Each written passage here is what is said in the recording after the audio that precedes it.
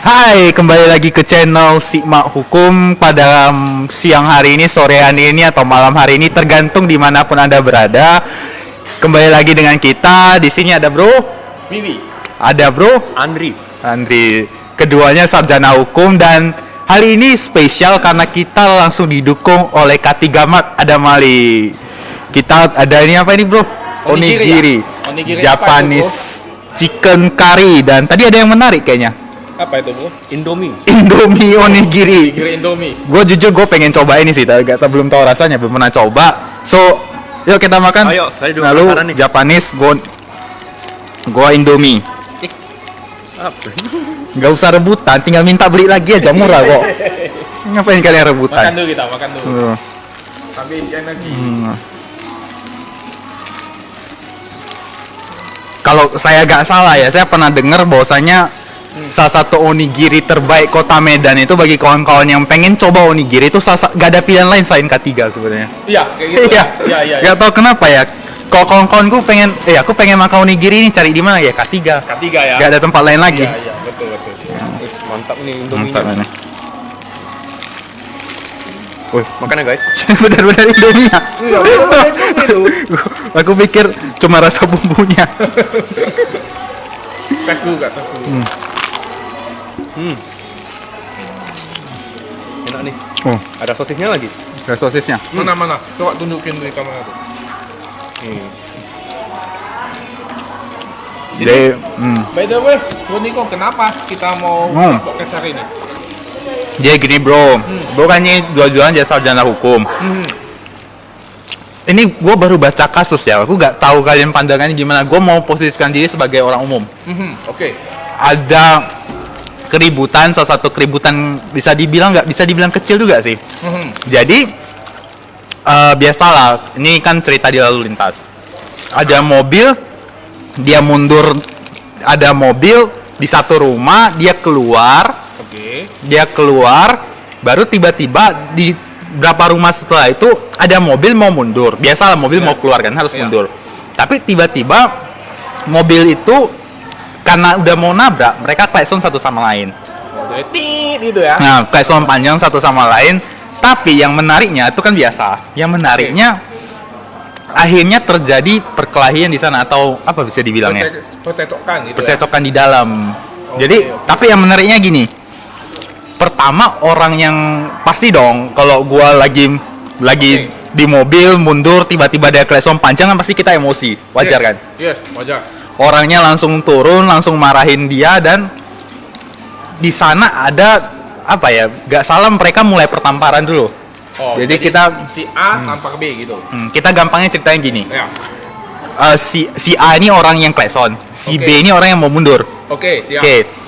Orang si B ini karena di klakson dia gak seneng, dia turun, dan si A itu juga gak seneng, dia turun. Akhirnya si A ini tampar si B, dan si A ini karena dia bawa istri, si A ini akhirnya juga ludahi si B. Itu kronologi ceritanya. Oke. Kronologi siap itu si A si B ini tentu gak seneng dong. Oke, ya. Lu kalau diludahin pasti gak seneng kan? Iya, wajar dong. Pasti emosi. Gua kalau diludahin langsung ku emosi. tapi tapi gini, dia langsung, karena si B ini emosi, dia ambil benda tumpul. Saya kurang tahu ambil apa diambilnya. Oke. Langsung dipukul ke si A. Oke. Nah, jadi menariknya pertanyaan gini. Ini kan terjadi saling lapor. Si A lapor si B lapor si A. Ke kepolisian. Nah, Oke. lapor ke kepolisian. Tapi kok aku gak tega gini loh. Kok kan yang mulai keributan duluan kan si A.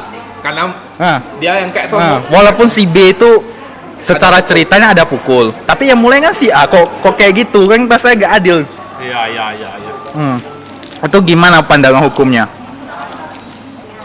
Coba Bu Andi dulu.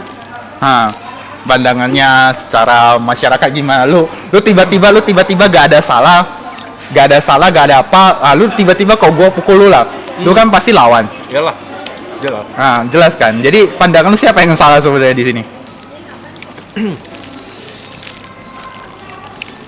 Sebenarnya kalau kita lihat secara hukum ya. Kita bicara dari sudut pandang hukum.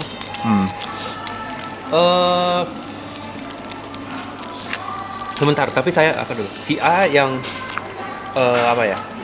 Dia keluar dulu. Dia mau keluar mobil nih. Ya, si A keluar mobil. Keluar mobil ya. Ada si Terus? ada si B, dia Ya. juga mau mundur. Ya, Karena udah mau saling nabrak, ya pasti si A klakson dong. ya, Udah wajar. ya. Ya, dari setiap klakson orang Medan pasti ada keributan di jalan. Apalagi soalnya panjang kali. Panjang Ciri khas Medan ya. Iya. Wah, aku kalau lagi nyetir mobil babio. tapi kan memang akhirnya terjadi perkelahian. Iya. Tapi kan ada pemicunya. Akhirnya ujung-ujungnya berantem. Di berantem itu terjadi saling lapor. Masalahnya gini, ketika terjadi saling lapor dan gua gak tahu pandangan hukum benarnya gimana, gua pengen tahu dulu pandangan dari Bro Andi sebagai masyarakat umum. Kalau misalnya ini terjadi saling lapor,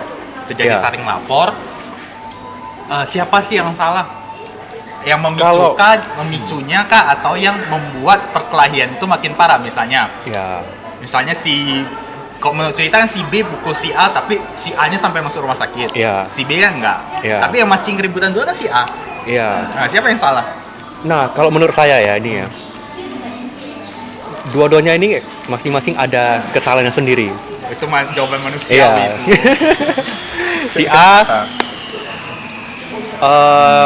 seharusnya bicarakan dengan baik-baik, tidak usah memancing keributan seperti itulah menurut saya.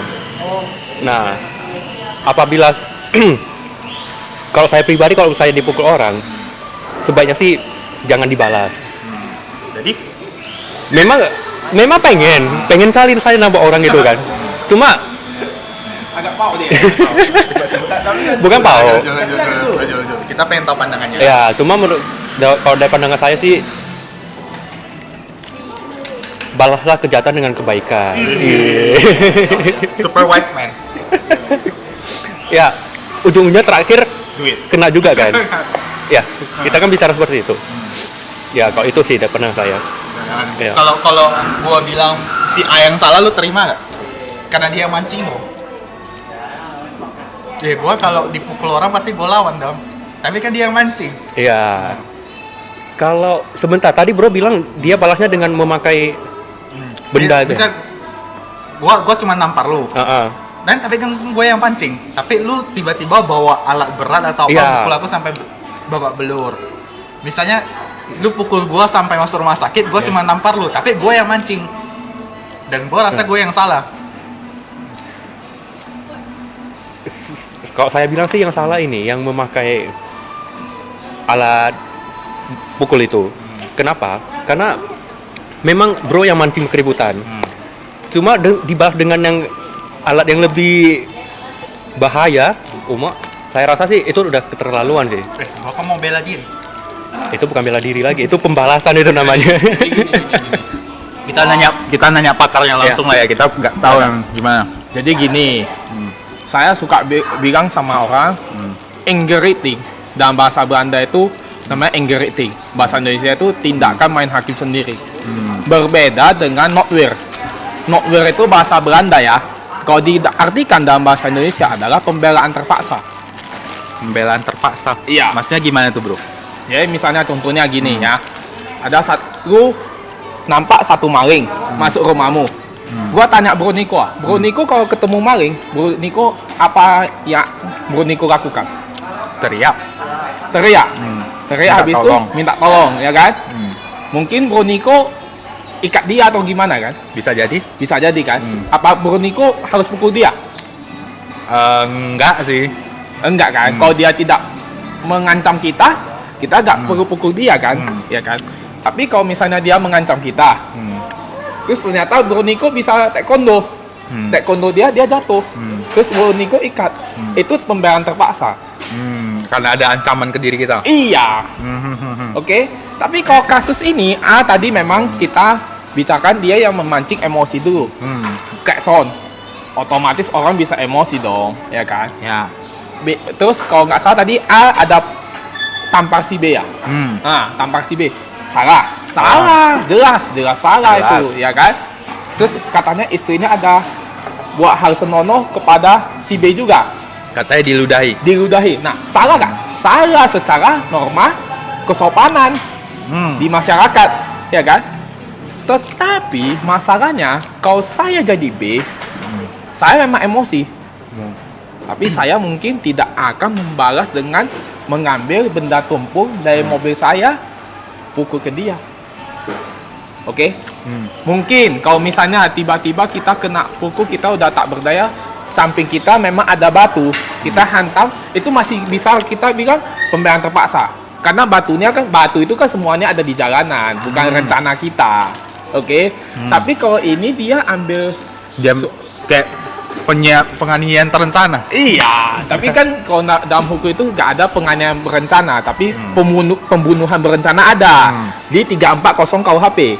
Oke, kalau penganiayaan berencana ya nggak ada, cuman kan kita lihat actionnya.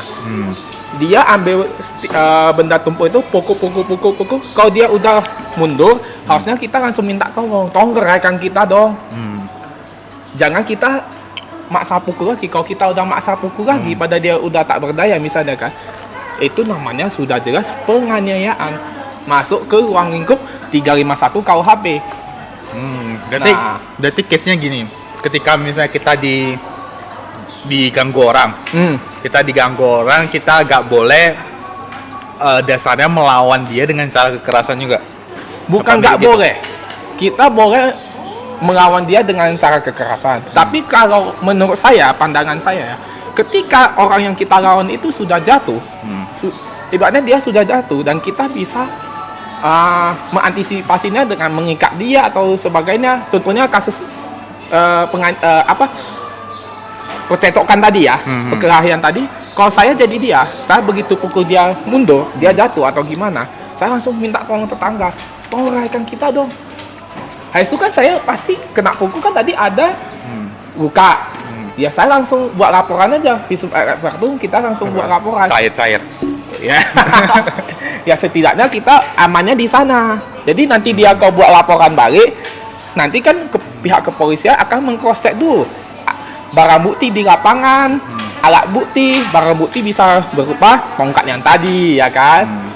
Mungkin mobil dan sebagainya. Alat bukti itu ya keterangan saksi, petunjuk, mungkin dari kamera CCTV jadi petunjuk, itulah ke alat bukti dalam konteks hukum pidana.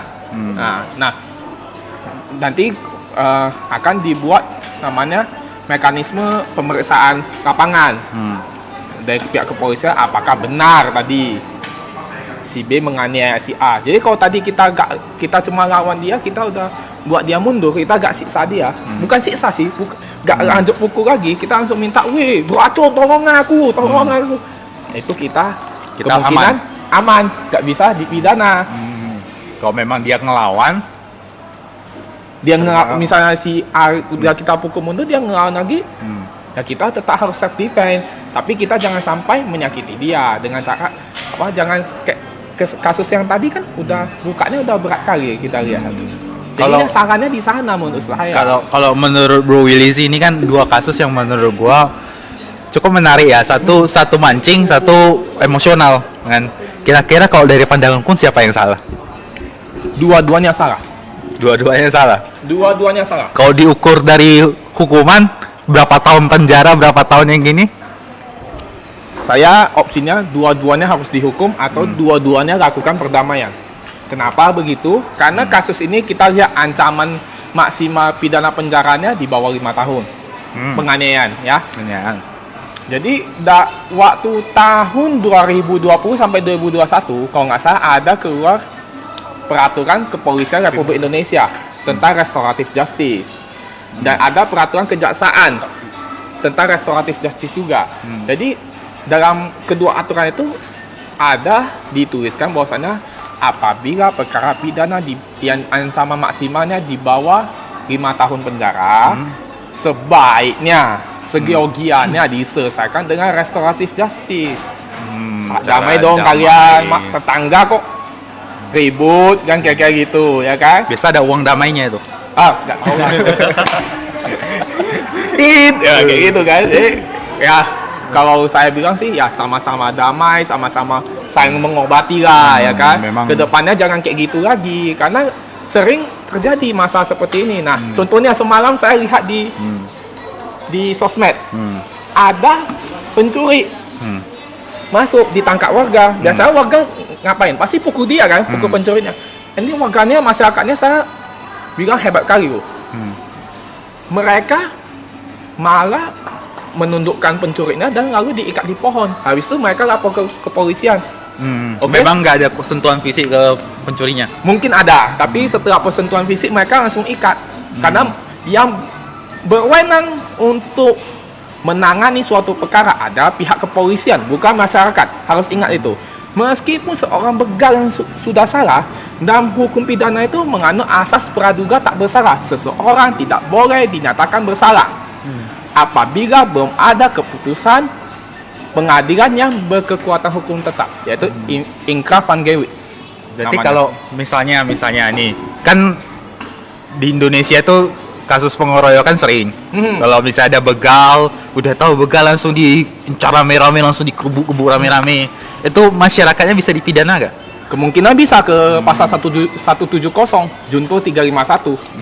Kalau sempat terbunuh kayak waktu itu yang kasus pencurian helm di salah satu universitas Kota Medan. Satpamnya kan bantu pukul. Kayaknya kan satpamnya kalau nggak salah semuanya jadi tersangka. Padahal mereka baik loh ya kan. Ya. Tapi itu salahnya. Jadi itu masuk ke tindakan anger eating. Bukan pembayaran terpaksa lagi. Tapi contohnya ini, contoh terakhir saya kasih. Mungkin Bro Niko lagi bonceng cewek Bro Niko, tiba-tiba dibegal. Rupanya Bro Niko ada obeng. Obeng itu kan sebenarnya boleh aja taruh di kereta, mana tahu rusak kereta kita kan. Dan kadang kita beli kereta pun memang udah ada Iya, bawahnya. Kan? jadi obeng itu rupanya karena terkejut bang Bro Niko. Bro Niko ambil obeng itu gak sengaja tancapkan ke sini. Lumpuh dong dia, gak bisa ngapa-ngapain. Ya, pasti. Kan? Nah, kalau mau dituntut, ya saya bilang kalau saya jadi pengacara Anda, saya akan membela Anda. Anda telah melakukan suatu pembelaan terpaksa. Ketika Anda sudah nyusul, Anda harus telepon polisi. Woi, polisi, aku kena begal gini. Atau Boniko langsung buat laporan. Oh, Kan bisa kayak gitu ya. Iya. Walaupun kalau misalnya kita ngomongin kejadian yang dia langsung mukul. Pada saat itu dia misalnya dia mukul tapi gak sampai lembab. Gak sampai masuk rumah sakit. Kalau sekarang kan masuk rumah sakit. Kalau pada saat itu dia langsung lapor ke polisian, terjadi keributan, itu lebih baik gak daripada atau misalnya dia langsung mukul terus? Lebih baik ketika tadi dia ditampar, langsung kita jangan balas. Kita sebab agak bodoh sih kalau saya bilang jangan balas. Namanya manusia pasti emosional. Wajar kan? Cumannya ya kalau bisa kita kena pukul ya kita buat laporan polisi soal penganiayaan. Apalagi ada luka ya. Karena saya pernah tangani case di Binjai nih. Case di Binjai beberapa bulan yang lalu. Penganiayaan dalam keluarga juga ini. Jadi si A ini datang ke tokonya ambil palu mau hantam si B. Saya waktu itu jadi pengacara si B. Oke? Di kepolisian mereka bilang mau saling adu laporan. Saya bilang B ini udah ada etikat baik. Ketika dia dipukuli, dia sempat terduduk ya, agak bisa ngapa-ngapain. Terus dia udah bangkit, dia sorong si A jatuh. Oke? Tapi langsung seketika itu dia langsung panggil tukang becak di depan untuk melerai keduanya. Gak jadi dong dia duduk kasusnya, ya kan? Yang duduk yang tadi ambil palu mau pukul dia. Karena ada tiba-tiba dia melakukan pembelaan dengan cara panggil orang langsung. Iya, dia pembelaan awalnya dia jatuhkan dulu. Habis itu dia panggil, "Woi, tolong aku." Jadi dia gak balas secara telak ya kalau istilahnya. Gimana ngomongnya? Dia gak langsung balas. Jadi balasnya dia buat laporan ke kepolisian soal penganiayaan dia dan gogok orangnya. Oke. Tapi saya tetap sarankan untuk damai. Oke. Berarti gini bro, karena ini udah kepanjangan, karena ini sih mah hukum, pasti kita harus memberikan pencerahan dan orang biar ngerti secara hukum, kan? Betul. Nah, kalau kita misalnya viewer yang sih mah hukum kena kasus serupa, misalnya mereka tiba-tiba kena begal atau apa, mereka mau ngelawan, dari saran Bro Will Levon kita tahu sih mana? Biar ini kawan-kawan viewers tercerahkan. saya tidak pernah bilang kita tidak boleh melawan siapapun. Ketika kita ada ancaman dari orang lain kepada diri kita sendiri. Tetapi ketika kita lawan, kita jangan, kalau bisa kita sudah tundukkan dia udah jatuh atau gimana, kita jangan lanjut lagi. Tapi kita buat laporan polisi. Misalnya kena begal. Ya kalau begalnya cuma begal biasa ya, nggak sampai pakai senjata ya. Jadi kalau dia pakai senjata kan, lu mungkin udah duluan jatuh pun. Ya Ya pasti. gimana lu Dia pakai lawan lagi? senjata. Ya gimana lu lawan lagi? Sampai lu buat laporan polisi setelah itu. Tapi kalau begal gitu, tangan kosong lu masih bisa tahan dia. Copet contohnya kan. Lu bisa tahan dia. Lu pukul dia, jatuh dia dari kereta kan. Langsung buat laporan polisi. Kan ada langsung dipoto. Barang buktinya, keretanya, nomor platnya, ya kan? langsung buat laporan polisi. Iya, untuk buat laporan polisi. Gak mungkin dong di sekitar sana gak ada saksi. Pasti. Ya kan minimal kita, satu. iya minimal 2 saksi kalau dalam kasus hukum Oh itu. iya, 2 ya. Iya, kalau satu saksi itu namanya ulus testis nulus testis. Satu saksi bukannya saksi, jadi tidak kuat dia untuk dijadikan alat bukti gitu. Jadi saran saya sih kita lawan, tapi kita buat dia sudah jatuh, kita langsung buat laporan polisi. Gitu. Oke. Berarti untuk viewers Sima Hukum, ingat ya, ini simpulannya aja, berarti kalau Anda kena begal atau Anda tiba-tiba misalnya ada keributan atau apa, Anda dipancing duluan keributannya, Anda mau lawan pasti secara manusiawi pasti kita lawan. Tapi kalau bisa jangan terlalu telak dan langsung buat laporan ke kepolisian. Jadi Anda aman, yang lain aman. Dan kalau bisa Anda kena kasus itu pun damai lah ya. Damai dong. Bagi kalau begal saya begal jangan damai ya. Itu nggak mungkin memang damai. harus ditangkap itu. Tapi kalau cuma perkelahian gitu harusnya mereka damai dong. Apalagi tetangga atau keluarga. Coba gua pukul lu bro. Damai gak kita? Memang awalnya kita sempat Iya. ribut ya kan. Kalau kita bisa, kepala kita udah dingin pasti kita damai. Itu betul. Ya kan? Iya. Kita hidup ini manusia adalah makhluk sosial. Dari SD kita sudah mempelajari itu. manusia, ya. Mana bisa individu hidup sendiri? Pasti butuh Orang lain. Jadi Itu hanya pendapat saya ya. Mana tahu pendapat pakar hukum yang lain saya kurang tahu ya kan. ya mungkin yang mau komentar atau mau bertanya atau mau apa, mau sanggah mau apa, silakan lah, kita di kolom komentar, kita terbuka. Anda bisa tulis apapun di sana. Kita akan coba memberikan pencerahan secara hukum. Betul. Dan mungkin thank you Bro Levon, Thank you, Bro Willy, Bro Bro Andri atas waktunya. Terima kasih kawan-kawan yang sudah menonton. Jangan lupa like, subscribe, dan semoga video pada siang, sore, malam ketika Anda tidur, mungkin Anda sedang nyetir, Anda mungkin sedang rebahan dan lain sebagainya, bisa bermanfaat untuk Anda. Dan see you in the next time.